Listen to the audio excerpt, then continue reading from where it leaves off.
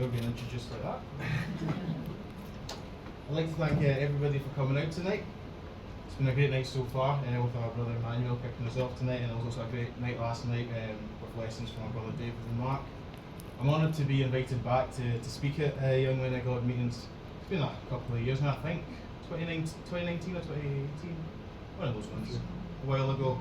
It was the last time I spoke at one of these meetings, and I have to say the crowd is looking a lot greater this year. And that's always a fear with the Young Men of God, that's like it's not inclusive enough. But Adam showed me the list of speakers for next year, and I think we're going for a Young at Heart theme next year.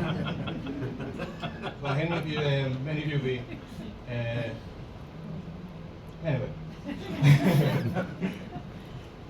I'm happy to be back, and I hope that you're encouraged by the message that I have to bring to you tonight. Jeremiah 29, verses 11 to 12. That is the passage that was given to me. It says, "For I know the plans I have for you, declares the Lord, plans to prosper and not to harm you, plans to give you hope and a future. Then you will call on me and come and pray to me, and I will listen to you." Calling the Father.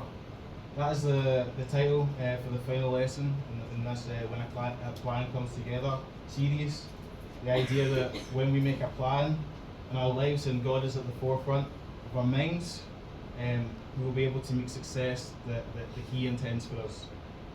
A few months ago, Adam sent me the outline for this lesson, and I immediately started to interpret this title with the passage in so many different ways. But the very first thing that it got me thinking about is having the right relationship with God. You see, a lot of the times I think we fall into the habit of making our relationship with God a get out of jail card. In fact, we find ourselves calling on Him when we are lost and we have no idea where we're going next. And that's not necessarily a bad thing. We should definitely be calling to God in those moments, but it's almost as though God's our backup plan. We have everything planned out in our own lives, and sometimes it goes wrong, and that's when we say, God, I need you to bail me out this one. And that's just not a healthy relationship to have with God. God shows us throughout the Bible what type of relationship He wants us to have. We see throughout the Bible an intimate relationship between Him and His people. If you look in the Old Testament, one of my favourite relationships is God and Enoch. God and Enoch's relationship is a special one. Enoch's only mentioned 5 times in the Bible, and 3 of them are just in the context of the genealogy. But there are 2 other separate occasions where Enoch is mentioned in the Bible, where a little bit more is said about his character. So if we turn to Genesis chapter 5.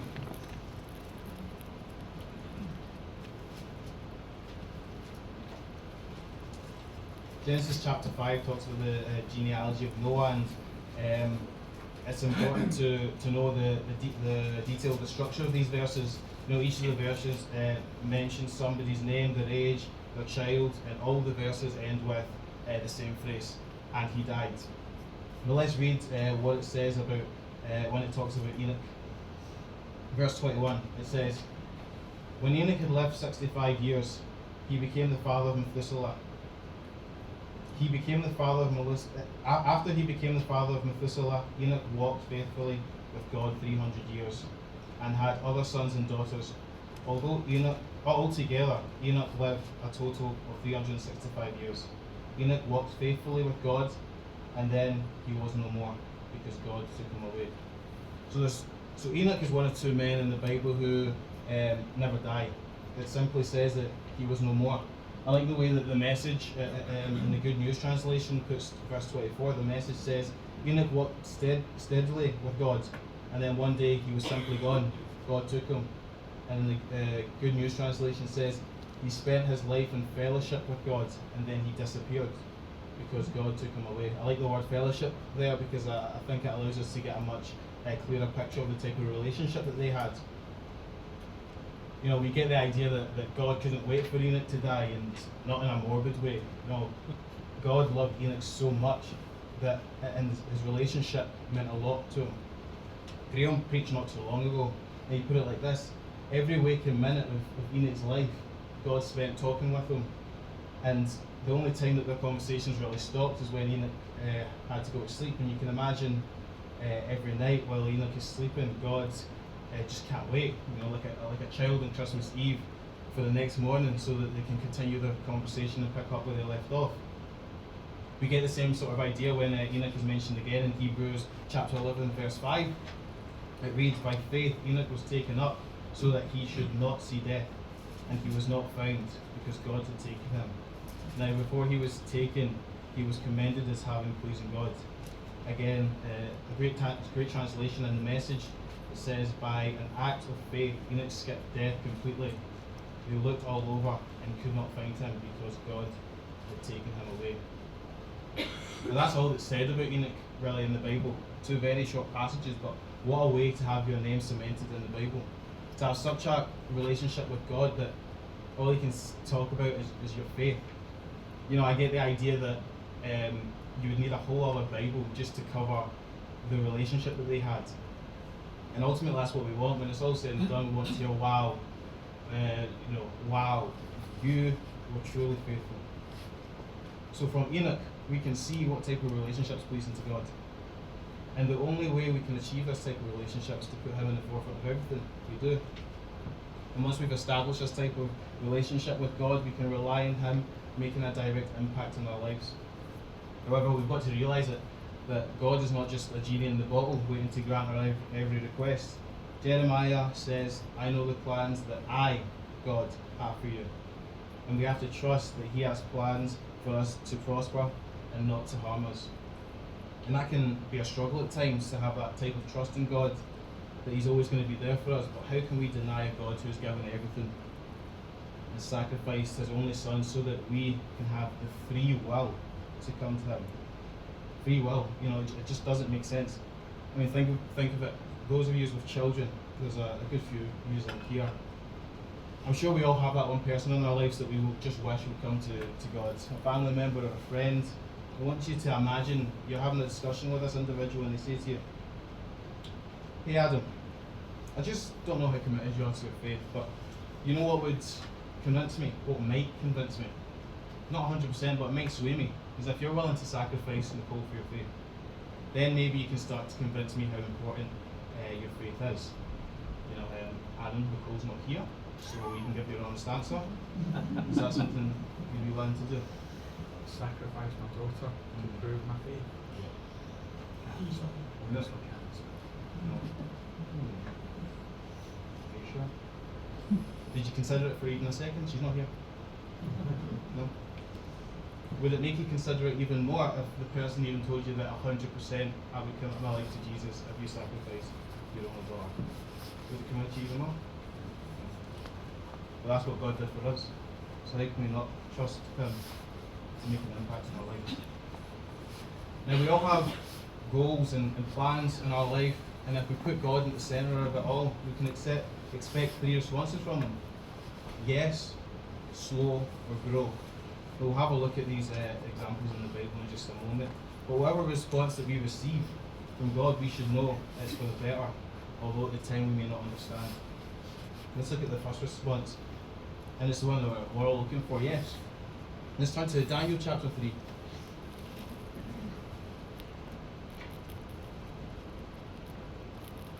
At this time, King Nebuchadnezzar has just made a golden image and declared that at the sound of any sort of music that everyone should bow down and worship the image, and anyone who refuses to worship the image will be cast into the fiery furnace. And Shadrach, Meshach and Abednego refused to worship this idol. So let's read from verses 16 to 20. Shadrach, Meshach and Abednego answered and said to the king, "O Nebuchadnezzar, we have no need to answer to you in this matter.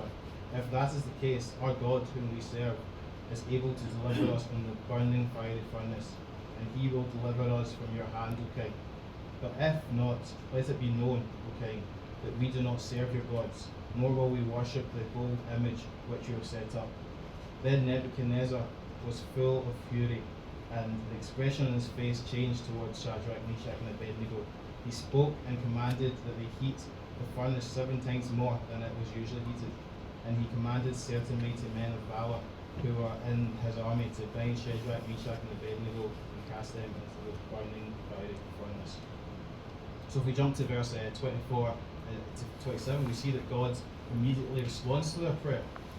It says, "Then King Nebuchadnezzar was astonished, and he rose in haste and spoke, saying to his counselors, 'Did we not cast 3 men bound into the midst of the fire?' They answered and said to the king, 'True, O king.' 'Look,' he answered, 'I see 4 men loose walking in the midst of the fire, and they are not hurt, and the form of the 4th is like the Son of God.' Then Nebuchadnezzar went near to the mouth of the burning fiery furnace and spoke, saying, 'Shadrach, Meshach, and Abednego, servants of the Most High God, come out and come here.' Then Shadrach, Meshach, and Abednego came out from the midst of the fire, and the satraps, administrators, governors, and the king's counselors gathered together, and they saw these men on whose bodies the fire had no power. The hairs on their heads were not singed, nor were their garments affected, and the smell of fire was not on them." So there we see God immediately answer yes to their prayer. No harm came to those 3 men, and also at that time King Nebuchadnezzar recognizes the one and true God, which was definitely part of God's plans for 3 of them. The next response, slow. In Genesis chapter 12, we are introduced to Abraham and Sarai. We're told that Sarai is barren and unable to have children, and God comes to Abraham and makes him a promise. Verses 1 to 4. "Now the Lord had said to Abraham, 'Get out of your country, from your family, and from your father's house, to a land that I will show you. I will make you a great nation. I will bless you and make your name great, and you shall be a blessing. I will bless those who bless you, and I will curse him who curses you. And in you all families of the earth shall be blessed.' So Abraham departed as the Lord had spoken to him, and Lot went with him. And Abraham was 75 years old when he departed from Haran." So Abraham is promised by God at the age of 75 that he will make him a great nation. Although it's not directly said in this passage, we know that God's talking about blessing him with a child, and he's telling Abraham that his wife, who at the time was around 65, will bear children, which is a little crazy, you know. It'd be like, you get the idea. But nevertheless, Abraham trusts God and does what is required of him. Now, it's not until chapter 17 and 25 years later when God fulfills the promise. Even by that time, Abraham has doubts. Chapter 17, verse 17. "Then Abraham fell on his face and laughed, and said in his heart, 'Shall a child be born to a man who is 100 years old? And shall Sarah, who is 90 years old, bear a child?'" You know, it's even crazier now. He's 100 years old and Sarah's 90. So that'd be like, God fulfills his promise to Abraham, but it's definitely not in the timescale that Abraham would have wanted or even predicted. You know, 25 years later, but he trusts God and he keeps him close to him, and ultimately God comes through. One thing I will add to the slow response is that it's not really a slow response. It's just that sometimes as humans we get impatient. God does not work slowly. Sometimes we just need to slow down. We often rush into things. There is a time for everything, and God's timing is perfect, it says in Ephesians. And to add to that, we have 2 Peter chapter 3, verse 9. "The Lord is not slow in keeping his promise, as some understand slowness. Instead, he is patient with you, not wanting anyone to perish, but everyone to come to repentance." Sometimes we just need to let go and let God take control, no matter how long it takes. And our final response, grow. It's a bit of a more difficult one to explain, but we'll be moving to Genesis chapter 37 and looking at the story of Joseph. Graham already knew I was going there. He likes to joke that every time I preach I always have to mention Joseph, and it's true. Somehow his life just applies to everything, or at least I try to make it apply. I'm not going to dive deeply into the story or read the whole story of Joseph. We all know the story, but as I was preparing for this lesson, I had a thought. You know, Joseph was sold into captivity by his brothers, and I was just thinking, you know, while Joseph was on that road to Egypt, he must have been afraid, and he must have been praying to God non-stop to bring him back home to his dad. We know the type of relationship that Joseph had with his father, a very close bond, and that's what ultimately led him to being betrayed by his brothers. You know, Joseph, I imagine, would have prayed many times to God to help him find his way back to his dad and take him back home. But God doesn't respond by turning the camel around and sending Joseph back home, you know, as I'm sure he would have wanted to. No, God doesn't give Joseph directly what I believe he would have wanted. You know, he arrives in Egypt and he's there for 13 years before he even sees his dad again. Nevertheless, Joseph stays focused on God and goes through many challenges during his time in Egypt, from becoming a slave, falsely accused, and jailed, and even forgotten about. You know, Joseph tells the butler not to forget about him when he's free, and to tell Pharaoh about their encounter so that he can be set free. So once the butler is set free, I can just imagine, you know, Joseph is feeling anxious, he's excited, you know. He thinks everything's going to be fine. The butler will tell Pharaoh about the story and he'll be free in no time. But no, a whole 2 years pass before the butler remembers Joseph and he's finally set free. And you know, that feeling as well must have been gutting, you know, in that scenario, to be forgotten about. And although these things are difficult for any human to experience, it was ultimately time for Joseph to grow in his relationship with God. You see, throughout every trial, Joseph kept calling to God. And this is just part of my own thoughts, but I feel like, you know, God knew how much Joseph loved his dad and all of his brothers, and God also knew that there was a great famine coming and that it was going to greatly affect his hometown. So although while Joseph was on the way to Egypt, he may have been pleading with God to get him out of this mess, to return home, God knew that that was not the place that Joseph needed to be. God knew that Joseph being in Egypt would one day greatly benefit not only Joseph but his family. And as it happened, famine hit and Joseph was in a position of power to provide for his family when they needed it. Not only was he in a position of power, but he found the power to forgive his brothers for what they did for him and welcome them back with open arms. You know, maybe if the butler didn't forget about Joseph when he was released from prison 2 years earlier, maybe he wouldn't have had the same level of maturity to find that forgiveness for his brothers. But one thing we do know is that being betrayed by his own brothers was not part of Joseph's plan. You know, being separated from his father for 13 years was definitely not part of his plan. But God had bigger plans for him and he needed him to grow.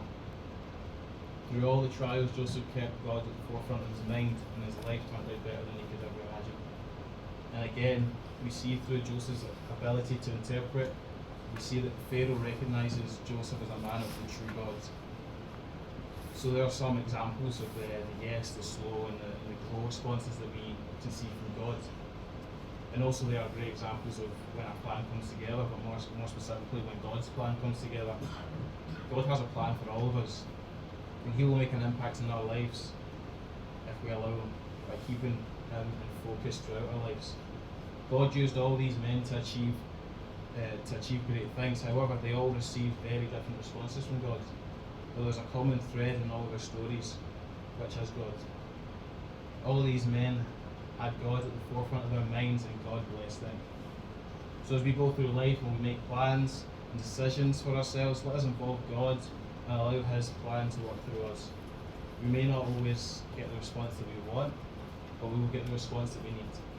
Let us allow God to make a difference in our lives.